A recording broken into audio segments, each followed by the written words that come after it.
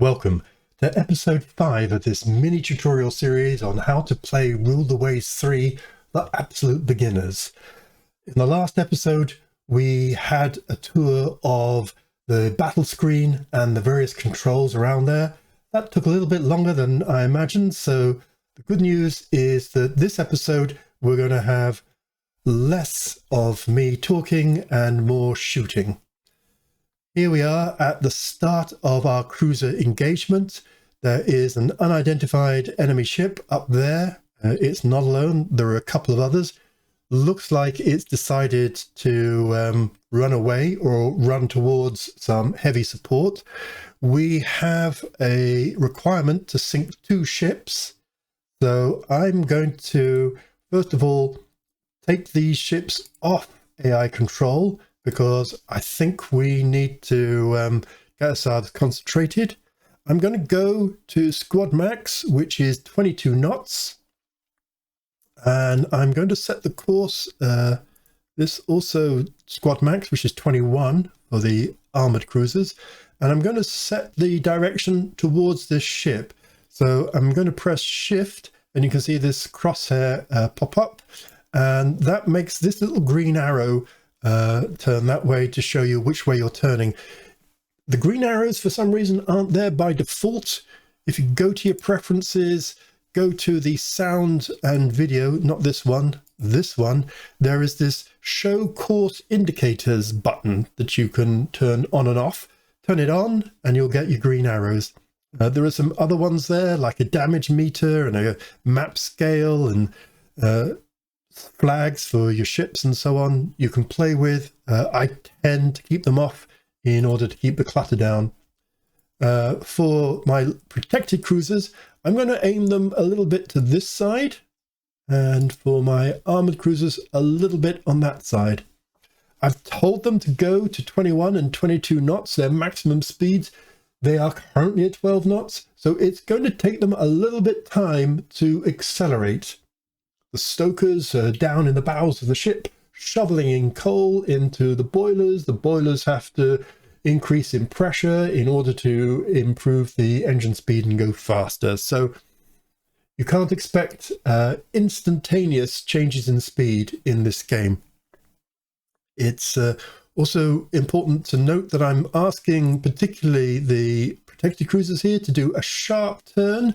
Sharp turn costs speed. So they will in fact slow down a little bit whilst they execute this sharp turn.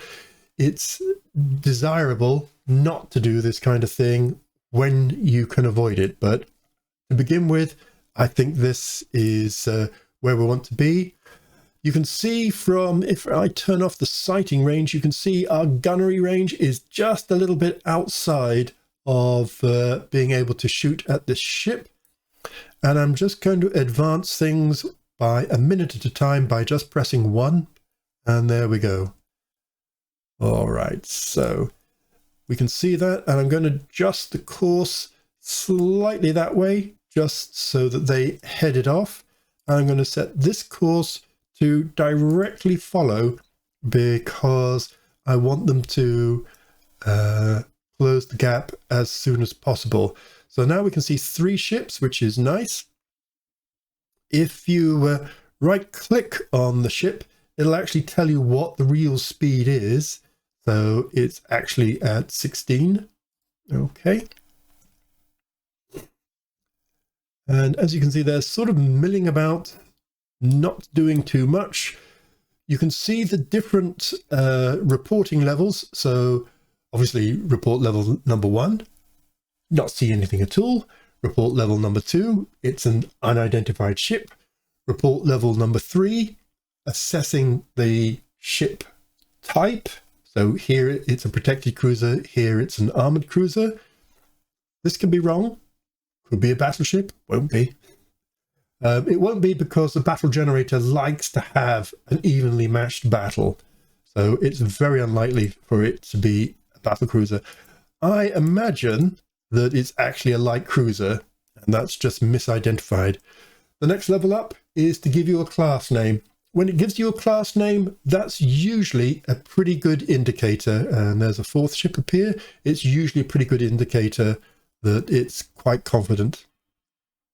Okay, and here we have some firing taking place from the Safax itself up to these two ships. The red line is its main armament, which, just to refresh ourselves, is 6-inch guns, and the greenish line is the secondary armament, which in this case is only 2-inch guns, which is, you know, not really going to do anything. If we go and have a look at the Amiral Sharma, we are just at the limit of range. You can also see indications of how that shooting is going. So with the white circles, so actually not bad for an opening shot. And you get a message here. Safax identifies unknown ship as a light cruiser. And so it's actually the Taj that's opened fire. I would imagine that Safax will be close behind. So they're still committing to this CA-CL distribution. I'm going to correct the armoured cruisers to go slightly more north. And I'm going to bring the protected cruisers around a little bit. Now, I could ask them to turn in succession, and that would mean that it would stop the risk of the ships behind being masked for a while by the lead ship. And you'll see that. So there they are. They're sort of in staggered line abreast, and it allows all of them to open up with their forward guns. Equally, the armoured cruisers have started fighting, and you can see here 2 of the ship classes have been identified. So let's have a little look at the Marco Polo. So 8-inch, 6-inch and 3-inch guns on a 6,800 ton displacement and a 20 knot speed and 4-inch protection. I think the main thing to do with the Marco Polo that I would love is to crush it. So my aim will be for the armoured cruisers to overwhelm the Marco Polo 3 against 1. Naval warfare does not like fair fights.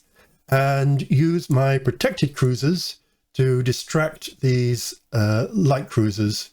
The Nino Bixo is 6-inch and 2-inch guns. Actually, that's pretty handy. 10 6-inch. If I have a look at my ones, it's directly comparable. So these 3 protected cruisers are very evenly matched, whereas here I'm very distinctly overmatched. The range, by the way, is 7,500 yards to the armoured cruisers, so that's a little bit long. I would like to bring it down to 5,000. I'm going to just adjust the course slightly to directly north, just to bring these round and open up their arcs a little bit better.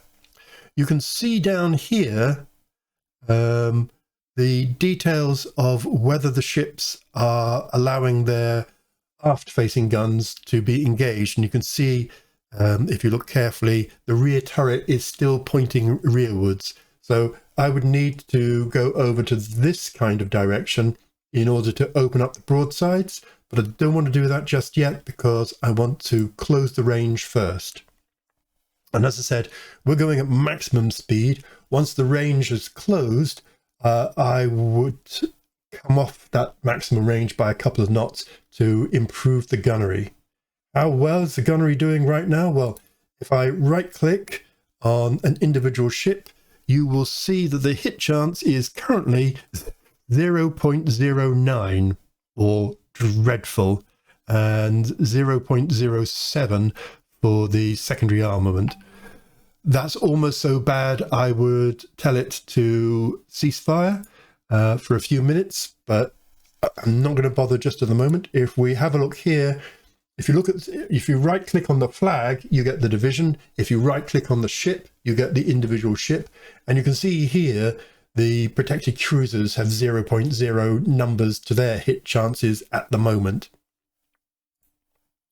Let's progress that an extra minute. Still a good bit of milling around from the Italians. Now the range to the Marco Polo is 6,000 yards and closing nicely. Looking at the Admiral Sharma, we still are only engaging with the front and the side guns. That's not too bad. It's just the rear of the 8-inch guns that is not in action. The protected cruisers, I'm going to take off their turn together and I'm going to make them go slightly to the northeast in order to form up against these cruisers, which still don't seem to have decided quite what they want to do. Okay. We're now at 5,000 yards for the Marco Polo. You'll see the Marco Polo indicates that it's doing 15 knots-ish. You get estimates. They are only in 5-knot increments. Basically, it's going fast, it's going medium here, it's going slow if it's 10 knots. It's something very wrong with it if it's going 5 knots. It's probably not very well at all. And if it's stationary, then, you know, it's going to be curtains. You'll notice that I'm being quite aggressive, rushing to try and engage these cruisers. Partly that's because we have a quite clear numerical advantage at the moment, although there may be some additional Italian cruisers up to the north that we can't see just yet, but also because you need to get close to do damage. So there's no point pussyfooting around. We are still 5,000 from the Marco Polo, and from the Nino we are 5,600, and you can see our main armaments have shifted to the Nino Bixio, whereas our heavy gun is still firing at the Marco Polo. Whereas if we have a look at the cruisers, you can see they are all mainly engaged with the Nixo, with only the Taj firing out to the light cruisers. You can manually control this, but certainly for your first battle, I wouldn't. I tend not to, except for when there's a very particular reason. Now, the Marco Polo has turned and is running in this direction, so I am going to follow, and I am going to get them to turn together so that they don't mask each other, so that they can still fire. This will mean it will still be hard for their rear turret to engage. And, you know, that's often a common problem. Rear turrets, you know, the crews of those turrets would, you know, just have a cup of tea and a sandwich or something, you know, and just wait their turn. In a way, you don't want your rear turrets to be too engaged, because that's a sign that things aren't going very well. Let's just push that on a minute at a time. So now you can see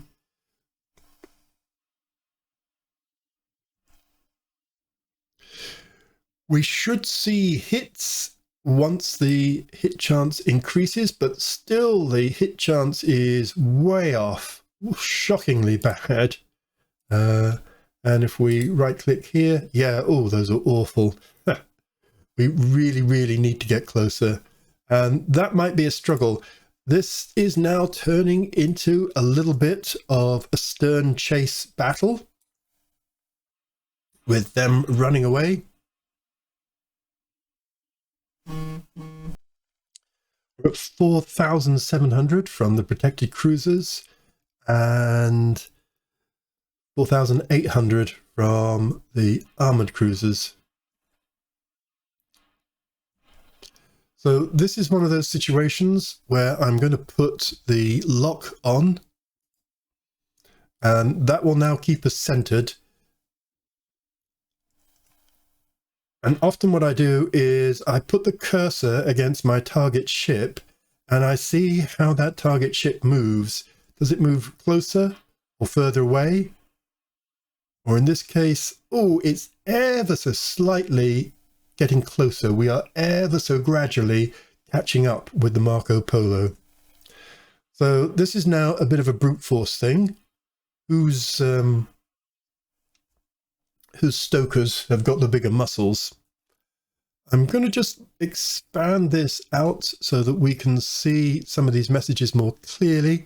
So you can see here the Safax has straddled against the Marco Polo, which is great. It's now only at a range of 3,300, which is not brilliant, but still good. And you can see the hit probability has finally inched over 1%, whereas for here, yeah, we're still in a very poor way. Oops.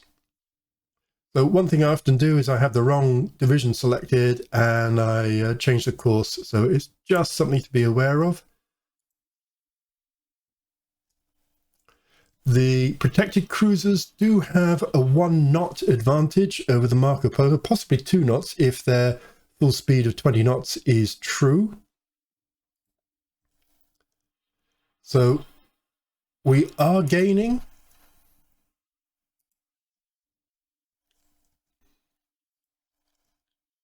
And that's a good thing. You can see how the smoke is streaming behind and it can be difficult. Let's go see what the chances are on the Safax. So if we look at our hit chance, it's now 1.48%, and we look at the details, you can see that the basic chance is 4.7 at the range of 2,900, range coming down nicely.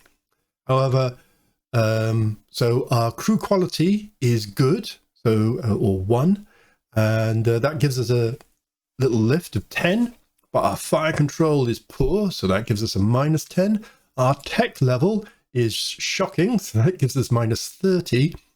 Ship turning gives us -10, that's us turning. You can also get it for enemy ships turning. Firing ship evading, so we are having to duck and dive a little bit in response to some of their shelling. 3 ships firing at the same target, which is not the best, is also a minus. We are under fire ourselves, another minus. So you can see how these minuses quickly rack up. It's important when firing to try and sail in a solid straight line. That will improve your gunnery chances of a hit dramatically. Also means that you're more likely to be hit as well, but you know, those are the breaks. If you twist and turn, then these figures will go pretty big negatively a lot. So that's how that works. Let's keep on. And what we really need is some nice hits on some of these ships. I'm going to turn the armored cruisers a little bit. I'm going to take off their turn together so they form up into a nice line and head towards the Nino.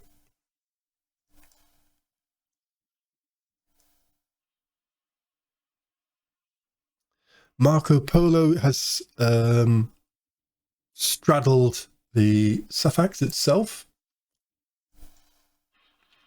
And we can see the range has now gone down to 2,600. So this is going to be a really slow.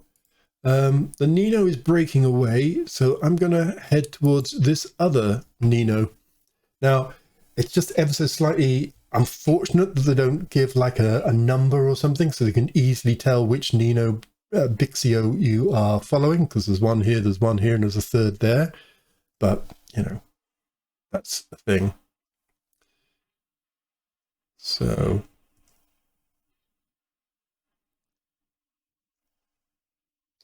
what we're not seeing is a lot of hits at the moment, despite a reasonably close range.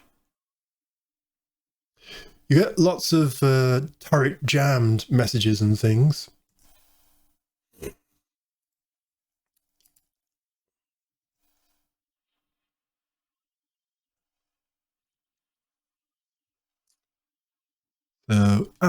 So here, the Marco Polo has fired a medium gun at the Safax and got 1 hit, and that hit is a fore or aft hull hit, so it's at the ends of the ship, and it's penetrated. That's what the little asterisk means. Sometimes those penetrations can go all the way through, and that's not too bad. Sometimes it can start to struggle with the ship. It's tempting to go after this Nino, but, you know, actually, if it wants to weaken the force and make it easier to target over here, then that's kind of fine. When you're in a tail chase like this, it's important to occasionally zoom out just to see how well you're doing. Here, by the way, this red dot is our objective. So that's where we should have been heading, but we have bigger fish to fry at the moment. And whilst you're engaged in this battle, it's important to check the time occasionally. So we have 6 hours and 40 minutes. So we've just been fighting for a little over an hour. So not a lot of hits. So I'm going to go in closer.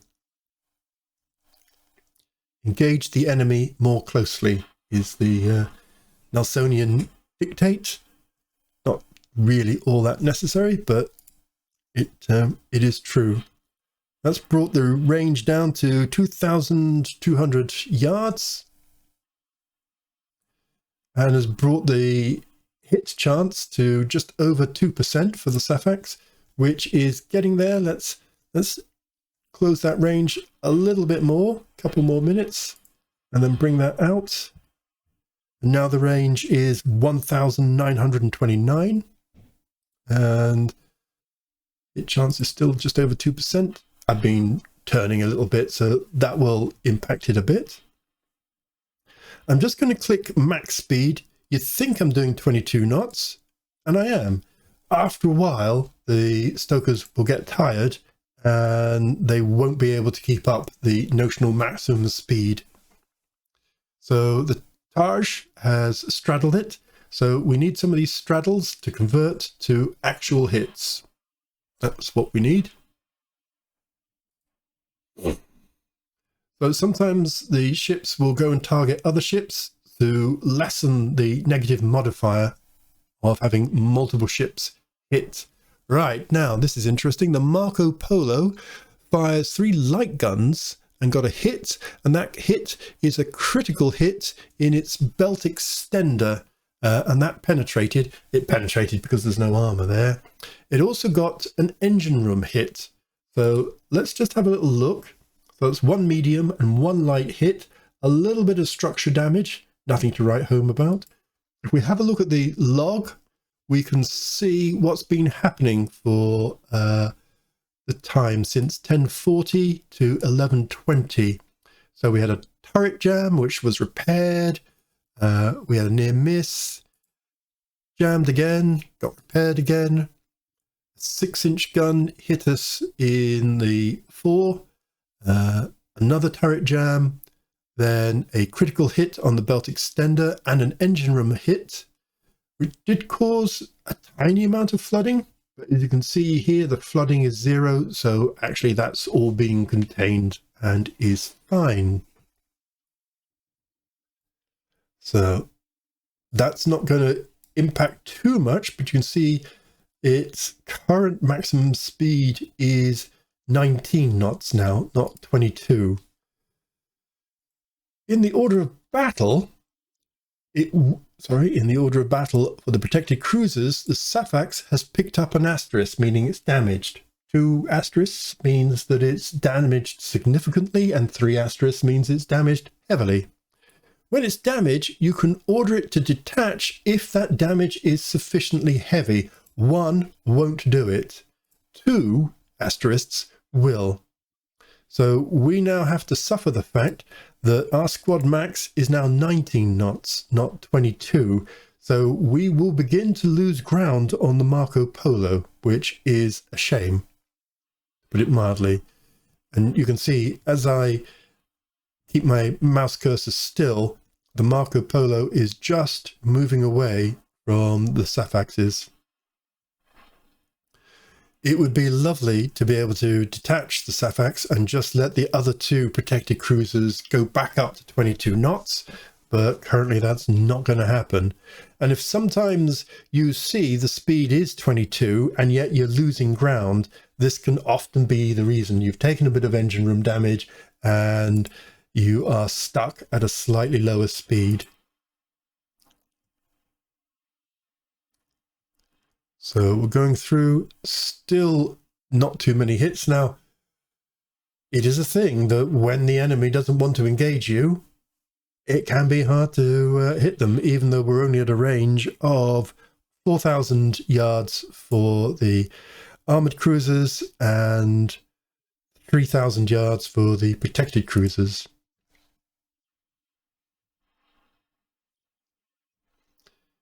In a sense, what we're waiting for is a decent critical hit. Just to say scored on us, it would be really nice to return the favor on the Marco Polo.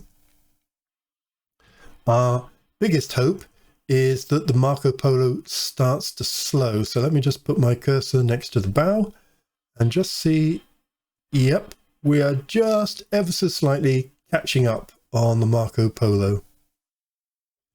So we are just going to have to use raw muscle power to shorten that range, and we've hit them with a 6-inch gun from the Taj. Again, the Taj is shooting as being very good, even though their hit chances have now gone down to less than 1%.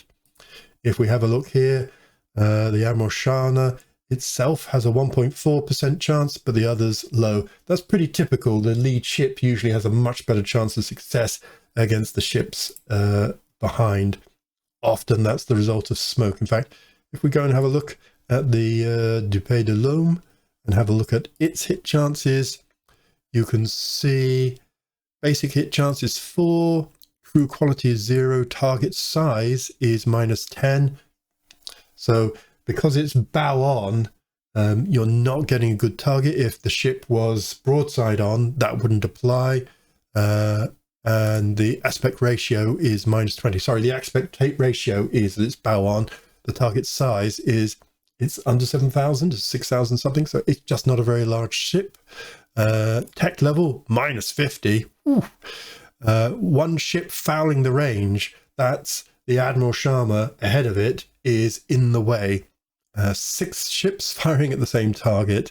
So one thing we can do is ask them to turn together and see if that just means the Dupe de l'Homme and the Duplex get out of the shadow of the Admiral Shana. Particularly if I just turn ever so slightly.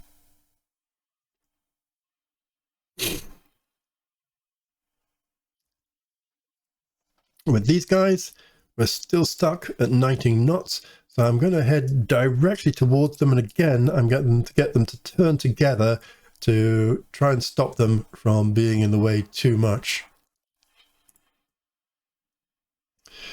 If we zoom in on the Marco Polo, you can sometimes see whether it's on fire or not. And the answer is no. So I'm going to bring these back into chasing, but hopefully now, yes, they turn and slightly staggered together.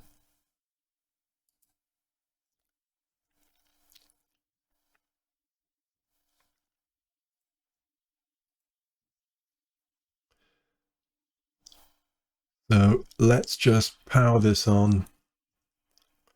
Now, because it's established itself in a steady way, I might just move the time from 1 minute to 2. So Admiral Shana takes a turret hit on its top, but there's no asterisk, so there is no penetration of the turret. So the turret's fine, even if the turret cruise is a ringing. And the Marco Polo takes a hit, but only from a 3-inch gun. And the Admiral Shana takes a light gun hit against its superstructure, which does penetrate.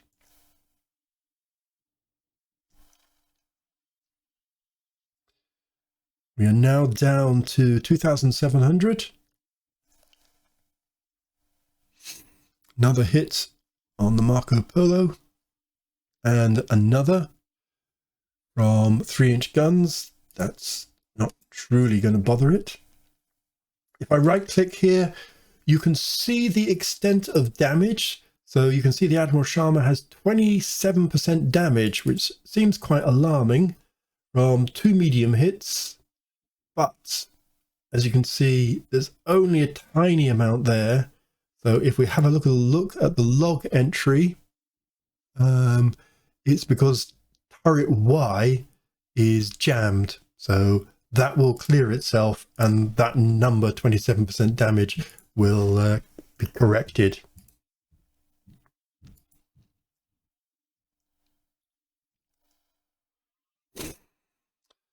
Admiral Sharma hit on the turret top. Sorry, the previous one was just the T was a turret. TT is the turret top. And again, it was only light guns, only 2-inch guns, so that's not going to do anything against the huge amount of armor that protects them. Still closing, whilst these guys unfortunately fall behind. So we really need these guys to catch up. Admiral Sharma hit with a hull hit on the belt, not penetrative. And we've hit the Marco Polo, but only with a 3-inch gun. So closer and closer. We are now at 1,700 yards. And at this point, we are still 5 hours to go. We've got, assuming it's running to its base, we have some 50 miles of space. We've got these guys behind if we need. And so we will pause this battle just now and see if we can't finish it off. You get quite a few tail chases, either you being chased or you chasing others. And they are tight, awkward little battles where you have to keep the pressure up and wait for that breakthrough. And then when that breakthrough happens, then you've got them. So cross fingers for the next episode. Thanks so much for watching this one. Bye for now.